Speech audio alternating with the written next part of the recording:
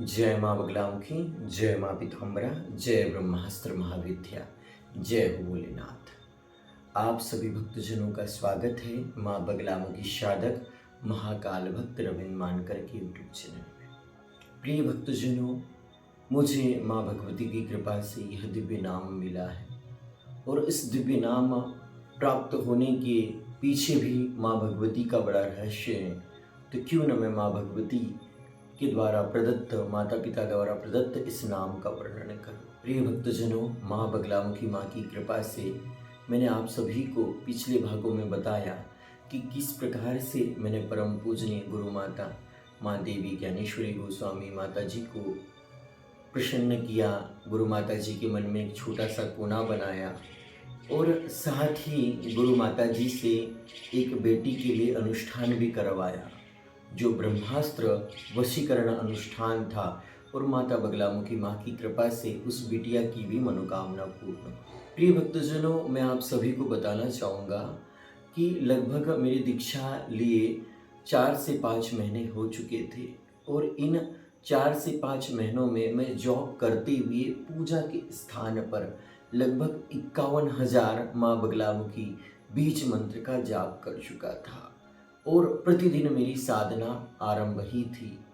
मेरे द्वारा जॉब के दौरान कार्य क्षेत्र पर भी अनगिनत जाप किया जा रहा था। वह जाप कितना हो चुका था मैंने कभी गणना नहीं की, क्योंकि मैं माँ भगवती को पाना चाहता, आदि शक्ति को पाना चाहता था। और माता बगलामुखी माँ की कृपा से, बाबा महाकाल की कृपा से मेरे जीवन में कई चमत्कार भी हुए। पल पल पर माता भगवती बगलामुखी माँ ने मेरे जीवन में कृपा की। जॉब के स्थान पर भी मेरा एक अलग ही प्रभाव था, एक अलग ही तेजवान मेरा कार्य था, ऊर्जावान मेरा कार्य था। 8 से 10 लड़के मेरे सानिध्य में भी जॉब पर कार्य करते थे, मुझे उन्हें बताना पड़ता था और जहाँ पर मुसीबत आ जाती थी, जो कार्य संभव नहीं हो पाता था, उस जगह पर मुझे अपने दिव्य शक्ति का प्रयोग भी करना पड़ता था। यहाँ तक कि कंपनी में काम करने वाले कई ऐसे सुपरवाइजर थे, बड़े अधिकारी थे, उनकी भी मैंने गुरु माता जी से बात करवाई, क्योंकि मैं जानता था कि माँ बगलामुखी माँ कौन है, सबसे बड़ा रोग क्या कहेंगे लोग। मैंने कभी नहीं सोचा कि मेरे फेसबुक पर माँ बगलामुखी माँ का फोटो डालने से लोग क्या सोचेंगे। मैंने कभी नहीं सोचा कि माँ बगलामुखी माता जी की सिद्ध संत साधिका गुरु माता जी का स्टेटस मैं अपने व्हाट्सएप पर लगाऊंगा तो क्या सोचेंगे। मैंने कभी नहीं सोचा कि मेरे यूट्यूब चैनल पर माँ बगलामुखी माता जी का वीडियो या फिर फोटो डालूंगा तो लोग क्या कहेंगे। प्रिय भक्तजनों, जिस प्रकार से हमारे भारतवर्ष में संविधान बना हुआ है, राजनेता बने हुए हैं, राजनेताओं का विधान बना है, सरपंच सचिव से लेके जनपद, जिला पंचायत, विधायक, सांसद और भी प्रधानमंत्री। तो जब कोई व्यक्ति प्रधानमंत्री बन जाता है तो उसे गुजरात छोड़ना होगा, उसे वहाँ का मुख्यमंत्री पद भी छोड़ना पड़ता है। इसी प्रकार से मेरे जीवन में भी मुझे माँ भगवती बगलामुखी माँ की कृपा प्राप्त हो रही थी। माता बगलामुखी देवी की अनगिनत साधना करने से मेरे जीवन में दिव्य चमत्कार हो रहे थे।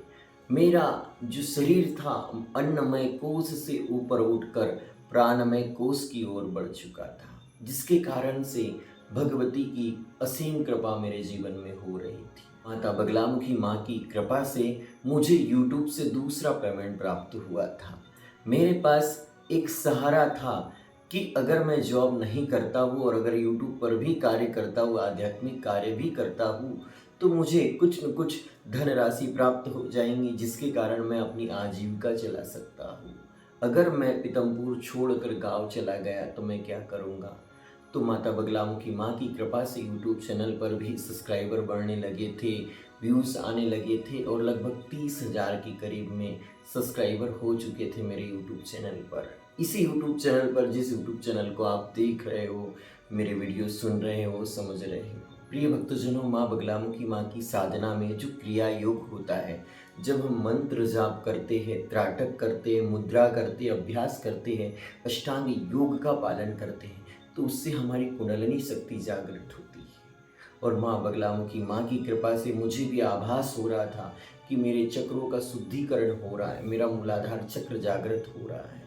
और माता रानी की कृपा से नए नए दिव्य अनुभव भी होना चालू हो गया था। प्रिय भक्तजनों, माता बगलामुखी माँ की असीम कृपा मेरे जीवन में बरस रही थी और मैं सत्य ही कह रहा हूँ, क्योंकि जो मैंने खोजा सो पाया। अगर मैं उस समय ऐसे कर्म नहीं करता, गुरु सेवा नहीं करता, गुरु के लिए सदैव तत्पर नहीं रहता, तो शायद गुरुदेव जी मुझे दिव्य मार्गदर्शन प्रदान नहीं करती। आज माँ भगवती अपनी वैभवशाली सत्ता के रूप में यहाँ पर विराजमान है, तो इसके पीछे मेरा पल पल का परिश्रम है। हर पल जो मैंने धर्म हित में, धर्म प्रचार में जो सेवा की है, उसी के कारण मुझे माँ भगवती प्राप्त हुई है। ऐसी है जगदम्बा, ऐसी है भवानी। लेकिन भक्तजनों, मैं माँ को पूर्ण रूप से प्राप्त करना चाहता था।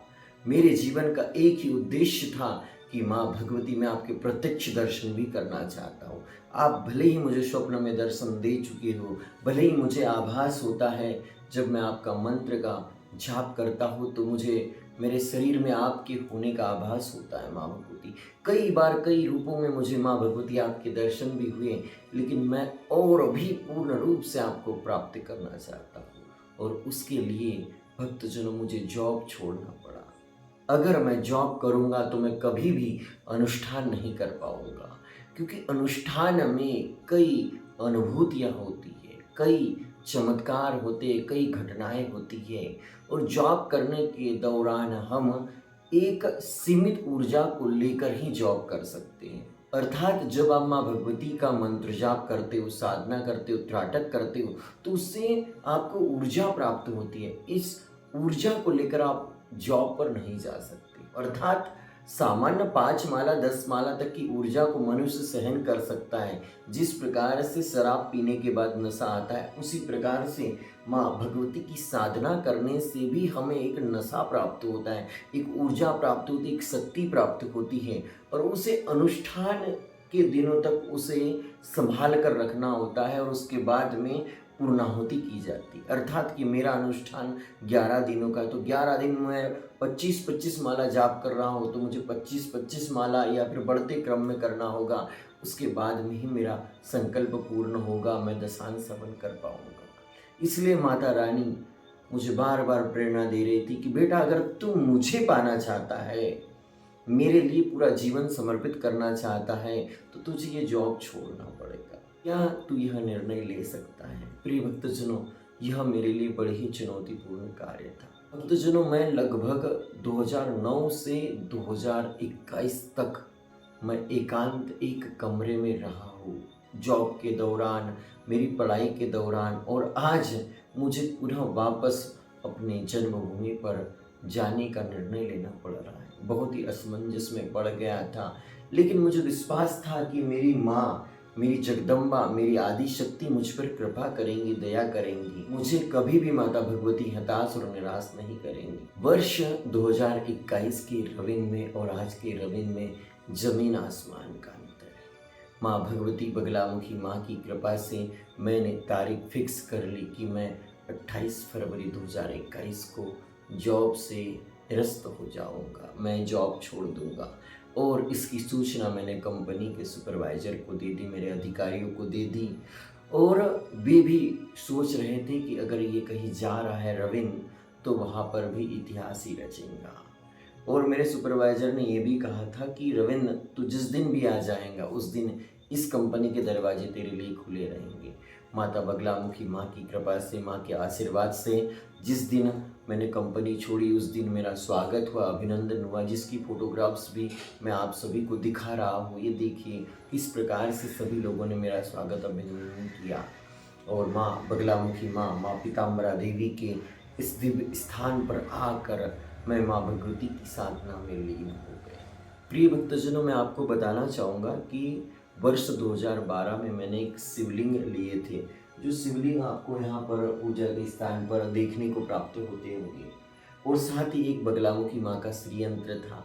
तो मैं अपनी पूजा के स्थान की सामग्री, अपने भोले बाबा को, माँ बगलामुखी श्रीयंत्र को, और मेरे पास जो रुद्राक्ष की माला थी, वो सारी सामग्री लेकर इस स्थान पर पहुँचा वापस।